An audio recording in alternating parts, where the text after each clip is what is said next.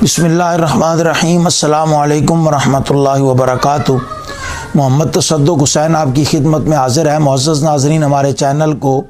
Subscribe और like ज़रूर कीजिए। आज एहतसाब अदालत ने इमरान ख़ान और बुशरा बीबी को अल-कादिर यूनिवर्सिटी के केस में सज़ा सुना दी। इमरान ख़ान को 14 साल सज़ा और 10 लाख जुर्माना, बुशरा बीबी को इमरान ख़ान की मुआवनत करने पर 7 साल सज़ा और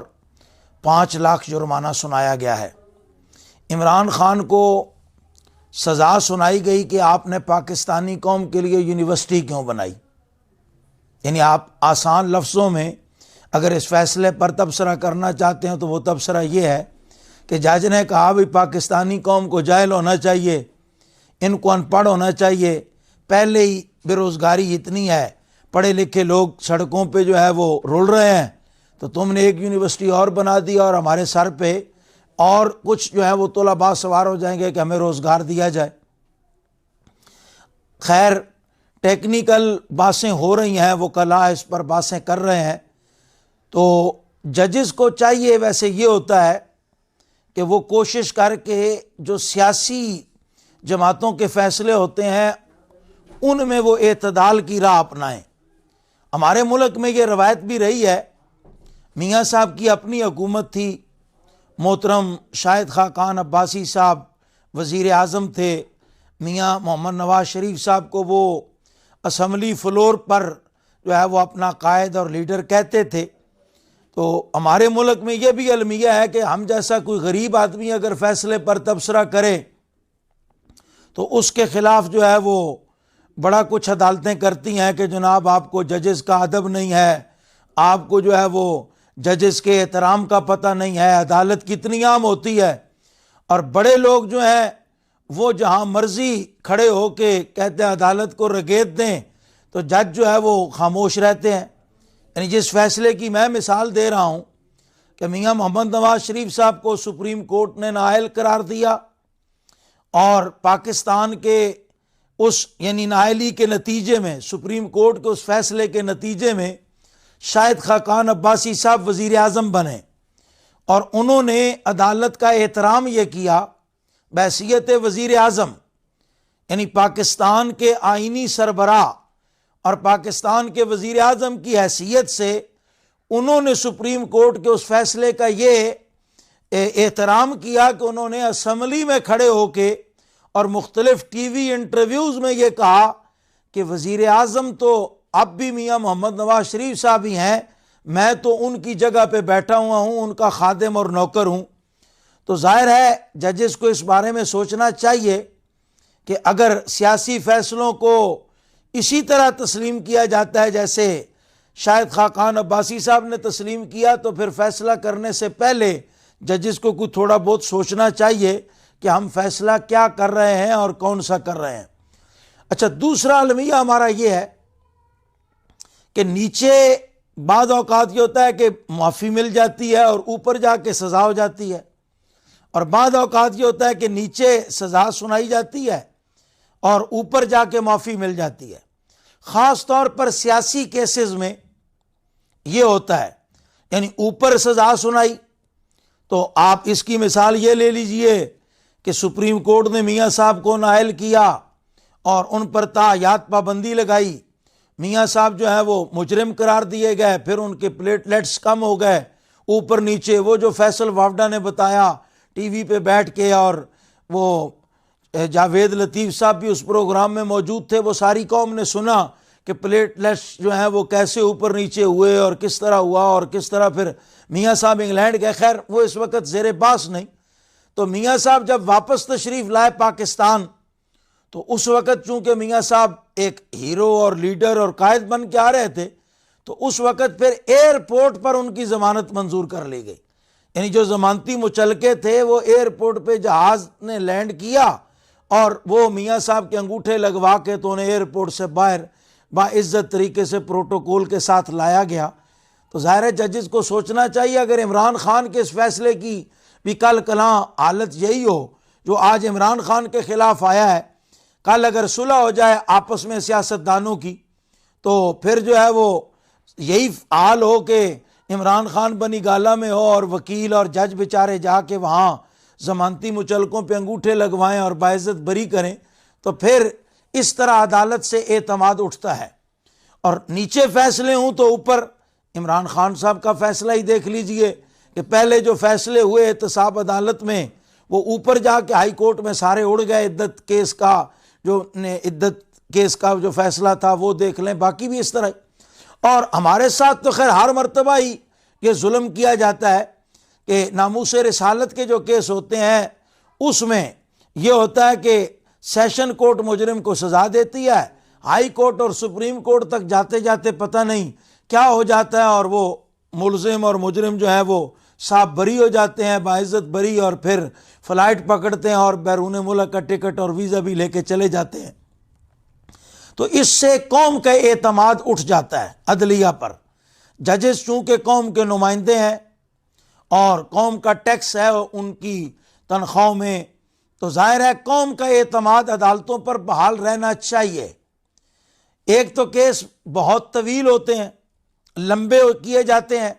इस वजह से भी गरीब आदमी जो है वो बेचारा परेशान होता है। और जो बड़े फैसले होते हैं आनन फानन, अदालतें रात को भी खुलती हैं, दिन को भी खुलती हैं, समाअत होती है, कभी इन कैमरा, कभी जनाब वकला आ जाते हैं और पूरे तम तराक के साथ मीडिया पे बास मुआसा होता है, और हफ्ते 10 दिन के बाद या महीने बाद 2 महीने बाद उसका फैसला हो जाता है। और गरीब आदमी बेचारा जो है 60 साल जो है वो लगते हैं, और 60 साल के बाद पता लगता है कि दादे ने केस किया था, दादा फौत हो गया है, वालिद भी फौत हो गया है, और केस का फैसला जो है वो अब पोता जो है वो सुन रहा है। तो इससे बचना चाहिए। अभी पिछले मंथ सुप्रीम कोर्ट ने एक फैसला किया, एक बंदे को कत्ल के मुकदमे में, उसका मुकदमा था, नाम उसका मुझे याद नहीं, पिछले महीने सुप्रीम कोर्ट ने फैसला किया, उसको कत्ल के मुकदमे में बाइज्जत बरी किया, और पता चला कि 2020 में जेल में ही उस बंदे का इंतकाल हुआ और उसकी तदफीन हो चुकी, और सुप्रीम कोर्ट ने 4 साल के बाद जो है उसका फैसला किया कि उसे बाइज्जत रिहा किया। इसी तरह अमीरुल मुजाहिदीन हज़रत अल्लामा खादिम हुसैन रिजवी साहब नव्वरल्लाहु मरकदहू, उनके ख़िलाफ़ बहुत सारे मुकदमात थे, और बाद में हज़रत अल्लामा हाफ़िज़ हुसैन रिजवी साहब को कहा भी गया कि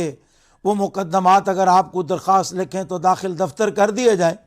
तो उन्होंने बड़ा खूबसूरत जवाब दिया, उन्होंने कहा ये मुकदमात तो हमारा एजाज़ है, और ये कल इंशाअल्लाह ये सारी FIR क़यामत वाले दिन हम हाथ में लेके जाएंगे। और हज़रत अमीरुल मुजाहिदीन अक्सर ये फरमाया करते थे कि सुबह हशर हम चलेंगे शाह अबरार के साथ, और होगा काफ़िला रवां काफ़िला सालार के साथ। तो इस्लामी निज़ाम में और इस्लामी मुल्क में इस तरह का सुस्त निज़ाम अदालत जो है ये बहरहाल एक सवालिया निशान है, और ये काबिल गौर बात है। और जहाँ अदालतों में फ़ैसले किए जाते हैं तो जजेस जो है वो बिल्कुल इस स्टेज पर होते हैं कि वो फ़ैसले पर भी कोई तबसरा सुनना जो है वो बर्दाश्त नहीं करते, हालांकि इस्लाम का ये मिजाज नहीं है। हज़रत सैयदना फ़ारूक आज़म रज़ी अल्लाह तआला अन्हु, आपने एक फ़ैसला किया, मुकदमा आया, औरत ने इकरार किया बदकारी का, तो हज़रत सैयदना उमर बिन ख़त्ताब रज़ी अल्लाह तआला अन्हु, इन्होंने फ़ैसला सुनाया जो शरई फ़ैसला था, फरमाया कि इस औरत को संसार कर दिया जाए। तो साथ हज़रत मौला कायनात रज़ी अल्लाह तआला अन्हु हज़रत अली उल मुर्तज़ा वो तशरीफ़ फरमा थे, और उन्होंने फरमाया कि अमीरुल मोमिनीन आपने ये फ़ैसला कैसे कर दिया। तो हज़रत सैयदना फ़ारूक आज़म रज़ी अल्लाह तआला अन्हु, चूँकि वो सिर्फ़ जो केस था उस तरफ थी, और दूसरी तरफ आपकी हकूमती मामलात की वजह से चूँकि बाज़ औक़ात तवज्जो नहीं होती, तो उस तरफ दूसरी तरफ आपका ज़हन जो है वो नहीं हुआ। तो आपने फरमाया जो शरीयत का फ़ैसला है वो मैंने कर दिया। तो हज़रत मौला कायनात रज़ी अल्लाह तआला उन्होंने उस औरत से पूछा कि तुम्हारे पास दलील क्या है, यानी जो तुम अपने ख़िलाफ़ मुकदमा लेके आई हो और ख़ुद अपील दायर की है कि मुझसे ये जुर्म सरज़द हुआ है और मेरे ख़िलाफ़ जो है वो कानूनी कार्रवाई की जाए। तो उस औरत ने कहा कि मेरे पेट में बच्चा है। तो हज़रत मौला कायनात रज़ी अल्लाह तआला उन्होंने तवज्जो दिलाई, हज़रत अमीरुल मोमिनीन की कि आपने देखा कि जब एक औरत आई और रसूलुल्लाह सल्लल्लाहु ताला अलैहि वसल्लम ने उस औरत को कहा कि जब बच्चा जान लो फिर वापस आना, फिर बच्चा पैदा हुआ, फिर हुजूर ने वापस भेजा और फिर उन्होंने कहा कि इमामुल अंबिया सल्लल्लाहु ताला अलैहि वसल्लम ने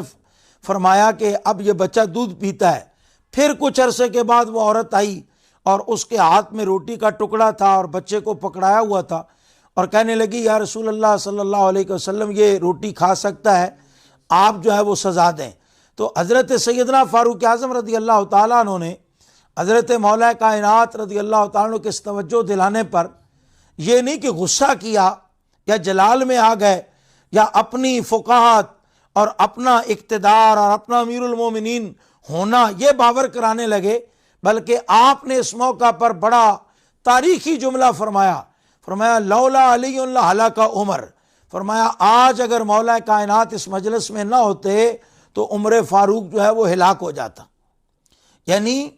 अगर कोई फ़ैसला गलत हो जाए किसी वक़्त, कोई दूसरा जज उसकी करता है, तस्हीह करता है या कोई वकील तस्हीह करता है, तो इस सिस्टम में ये स्पेस और गुंजाइश भी होनी चाहिए कि वो खुले दिल से तस्लीम किया जाए। और सियासतदानों को भी ये चाहिए कि जो फैसले हों उनको उस कानूनी हैसियत में ही देखा जाए, ना कि बड़े लोग जो है ये वतीरा अपना लें। जैसे मैंने इब्तिदा में अर्ज़ किया कि हुकूमत भी मियाँ साहब की थी, फैसला मियाँ साहब के ख़िलाफ़ हुआ, जज भी उनके अपने थे, तो लेकिन उन्होंने फ़ैसला नहीं माना, बुग़्ज़ से भरे हुए पता नहीं क्या क्या, मतलब उन्होंने उस वक़्त सलावातें सुनाई। और आज जब इमरान खान के ख़िलाफ़ फ़ैसला होता है तो ये मिठाइयाँ बांटते हैं, जश्न मनाते हैं, कहते हैं जनाब ये बड़ा अच्छा फ़ैसला हुआ और बड़ा जनाब अदलिया आज़ाद है। तो अपने तौर तरीक़ों पर जो है वो हमें नज़र सानी करनी चाहिए, गौर व फ़िक्र करना चाहिए और जजेस हज़रात को अदालती सिस्टम इतना मजबूत करना चाहिए कि कम अज़ कम आवाम को जो है उन इदारों पर एतमाद हो कि जो भी फ़ैसला होगा दुरुस्त होगा, तो फिर इफ्तिराक और बदअमनी की फ़िज़ा पैदा नहीं होगी।